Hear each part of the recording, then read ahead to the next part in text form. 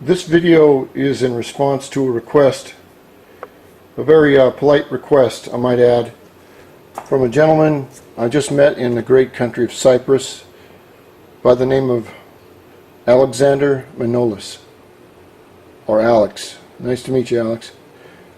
He writes me and is wondering how the weights affect the variators and which weights to use to get top speed. And I told him, I said, well, you know, since he was so nice, he asked me politely about it, and he thanked me, which a lot of people don't do. They just demand this and demand that.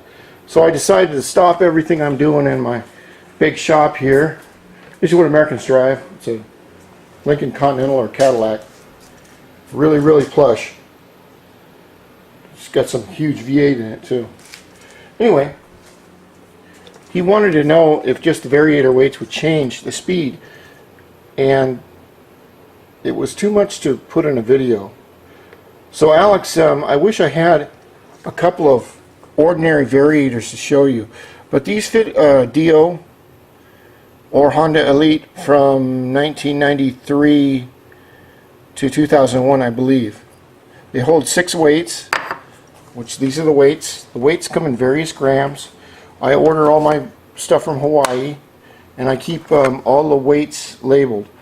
I think that the stock weights are 8 or 9 grams a piece. I think they're all white. But with different gram weights, you can affect how fast the little Dio's engine, and I'll show you over here, goes from first to second gear. Now that's not saying anything about top speed. A variator will give you between 3 and 5 miles an hour higher speed from your 35 miles an hour. I can say this in English because I don't know the metric system that well. I do have that though. Anyway, if you want the Dio to go faster, you'll have to change the rear gears. In order to change the rear gears, and which I will show you, remember there's a trade-off. If you want a higher top speed, you're going to lose low speed. If you want a higher mid-range speed, you're going to lose something off the top or the bottom. The trick is to get what's right for you. Now I weigh 100 kilograms or 220 pounds, which is solid American, fat ass lard, because I'm so old, but I plan on losing it. And I use certain weights for my riding.